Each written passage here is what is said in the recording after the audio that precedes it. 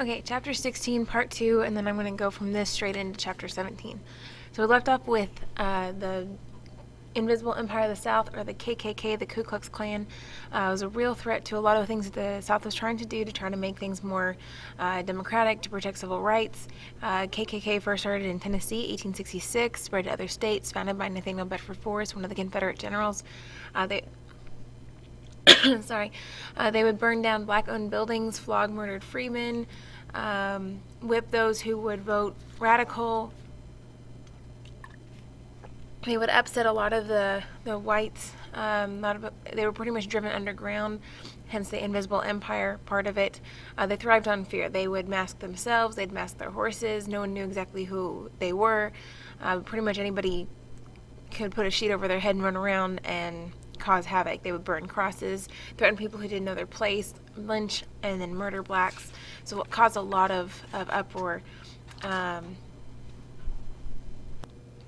Despite all of the violence and the aggression with the KKK and the wrong-headedness and everything, it was rather effective. You do have a lot of people that back off from trying to make more advances and trying to get the South to stay in the social status that it had been. Whites who use other tricks to disenfranchise or take away the right to vote for blacks, even though the 15th Amendment has now been enforced, use literacy tests, poverty qualifications, all kinds of loopholes to keep people from voting. The government, in response to the KKK, had the Enforcement Acts, giving the federal authorities the ability to stop KKK violence and protect the civil rights of the South. A series of laws interfering with voting rights, all that making it a federal crime. Again, just not very widely enforced. The KKK will be around for a while. Civil Rights Act 1875, this one made a crime for anybody to deny full and equal use of public places, basically trying to combat public discrimination. Shortcoming was it doesn't really have a lot of enforcement. This will be the last Civil Rights Act for the next 90 years. All right, Grant, several of the different points that we talked about during his presidency. He's done with his 2 terms. Next election, Rutherford B. Hayes, Sam Tilden. The election was very, very close. As you can see, 85 to 84 electoral votes, so they had to come up with a special electoral commission to figure out who was going to be president, and they will give Hayes the presidency. Tilden really had a lot of popularity because he helped with the whole Tweed Ring scandal and getting that stopped, and really did get a lot of his electoral votes. And what they do is end up voting in Rutherford B. Hayes with the Compromise of 1877, also known as the Corrupt Bargain No. 2. It allowed for military Reconstruction to stop in the South. He would remove all the military and therefore ending Reconstruction. It was very bad news for the freedmen because it basically left them alone to fend for themselves. Money would be spent on railroads in the South and basically just kind of helping out the South in exchange for giving him the presidency, which he was okay with. All right, that's 16. I'm going to quickly pull up chapter 17. Okay, this one is on the West expansion, and hopefully I can get this all fit in the next few minutes. All right, so going on to the frontier. At this point, by 1840, settlement had reached the Missouri Timber Country, the line of white settlement by 1840. Eastern Plains had very rich soil, good rainfall. Wisconsin, Minnesota, Dakotas, Nebraska, Kansas, Oklahoma, Texas, all of that main area had very good soil. High Plains, Rockies, Montana, Wyoming, Colorado, that area was kind of a formidable barrier, but you do have, up to Missouri, you have white settlement, and then it kind of stops there, and then most pre-Civil War settlers are actually going to skip the middle part and go all the way to the Pacific coast. So that middle area I just described with the good rainfall, it's actually going to be skipped over because people saw this as the Great American Desert. They really didn't know anything. All the maps showed the Great American Desert, the Great Plains, and saw it as uninhabitable. Very little land, very little timber, not enough rainfall for agriculture, lots of wildlife. Really kind of had a misconception about that middle area. Horace Greeley, known for the quote of encouraging westward settlement, "Go west, young man." That's him right there in the picture with his neck beard. Native American settlement in the Great Plains, you have quite a bit. If you pull up my lecture notes, you can see a lot more of the detail of where they were. But at this point, when Horace Greeley said go west, he obviously had not consulted with the Plains Indians because you have in the western half of the country, it was basically kind of considered one big reservation. They're living on this. 250,000 of them live in the western U.S. 2/3 of Native Americans live on the Great Plains, and most of them are going to be on the Great Plains area. But then by the 1860s, moving into the 1880s, they're going to start to transition from one big reservation idea to smaller reservations, going from one big reservation to a more concentration type of a policy, where you have smaller reservations so that there's more land open for white settlement. Native American culture will begin to crumble with the onslaught of new westward settlement, new settlers, again with disease, with newer immigrants and new diseases brought in again. There's a few quiz questions that'll come up. You can just pause if you want to look at those. All right, so of the Plains Indians, the political organization, you have the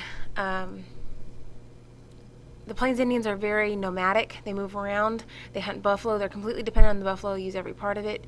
2/3 will live on the Great Plains, like I said before, and hunting that buffalo. But by 1883, most of the buffalo were gone due to hunting and intentional slaughter of the buffalo by professional hunters. We'll get to that. They were skilled horsemen. The tribes had developed this warrior class. They could hide behind the bodies of the horse while they were riding, shoot 20 arrows, and ride 300 yards by the time a soldier could fire 3 shots on a normal rifle. Once they start getting the repeating rifles, that'll be a little bit different. Wars were limited to skirmishes, like tribal warfare. Due to the decreased population, there weren't any big major wars in between the two tribes. Social organization. By the way, with the organization of it as well, you had tribal counselors and chiefs that would kind of communicate with the other tribes, basically use a form of sign language to communicate, and had very loose organization among them. In the social organization of them, they had gender division of labor. Men would hunt, trade, supervise ceremonial activities. They were also the authority figures, chief, medicine man. Women were responsible for child raising, camp work, gardening, food preparation, but you still had an equal gender status among the families. Indian families were also matrilineal, descend from the mother's side, and women would also manage the family property. Answer for that one is C. All right, so the Trans-Mississippi West had been neglected to 1850 because of that one big reservation policy, and now it's going to start to change because people want to start to move farther west, especially going on treks to California, Oregon for the gold and silver in Colorado, and land being given away in between.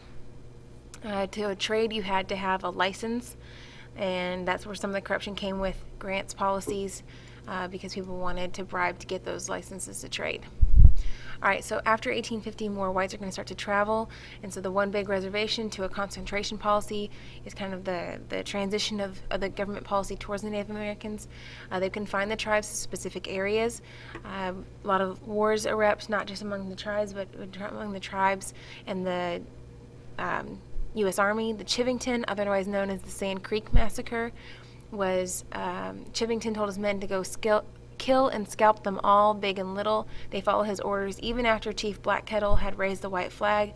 Murder 150, mostly women and children. The Fetterman Massacre, it was during the Great Sioux War, led by Red Cloud, and ambush and kill Fetterman and his men as they were responding to them going through their sacred hunting ground with new trails. And so Chivington and Fetterman Massacre and part of the Great Sioux War, where miners and the trails connect through towns through the Sioux hunting ground, and basically a war erupting over that disagreement of settlement and movement, and all of that is going to inspire the movement towards that smaller reservation policy. All right, so there's the transition of policy from one big reservation to concentration, which was small reservations, to assimilation, making them American. Okay, final battles on the plains. You have small reservation policy will end up failing. Young warriors were refusing to venture, to have their restraint, wanted to venture off the reservation, which causes problems. There was a final series of wars to suppress the natives. Little Bighorn. This was the Sioux defeat Custer. And big loss for the ambitious Custer and his 265 men who met 2,500 Native Americans. Does not take them long to completely wipe out the U.S. Army and Custer.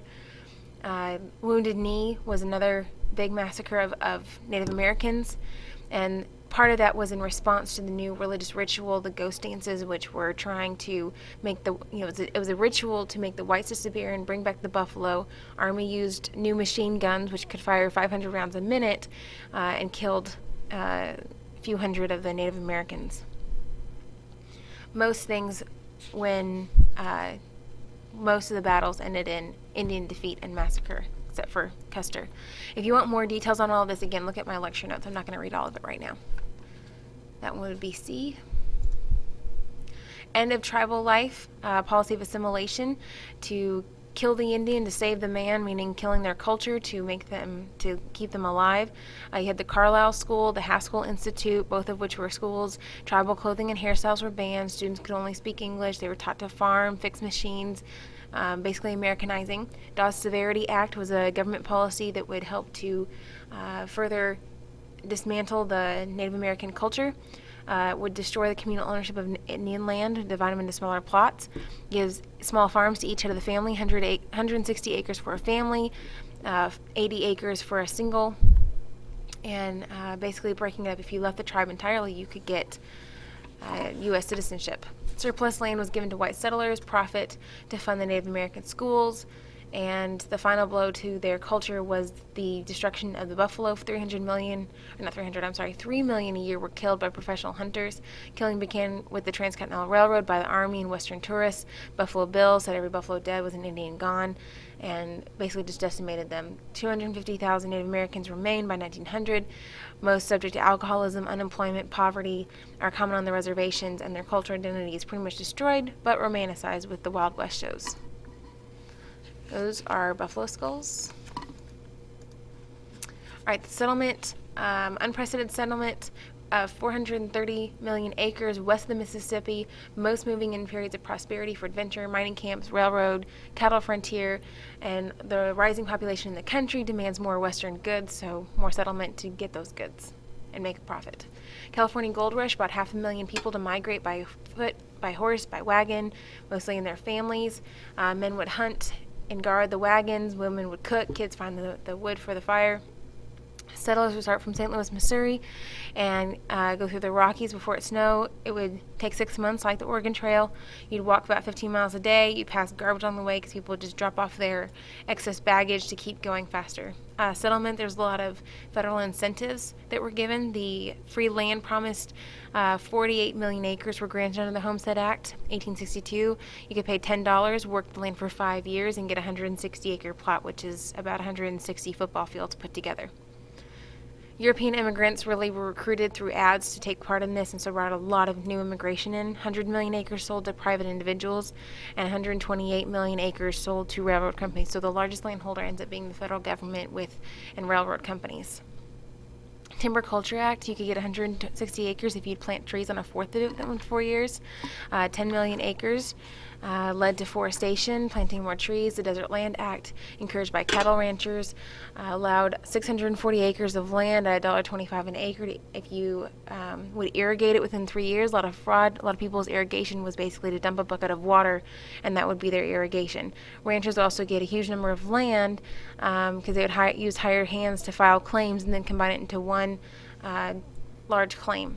The Timber and Stone Act, you could get up to 160 acres, not suitable for cultivation, but lumber companies would, again, use their employees, file claims, and those employees were later paid in beer or cash, and the lumber companies would consolidate into one gigantic holding.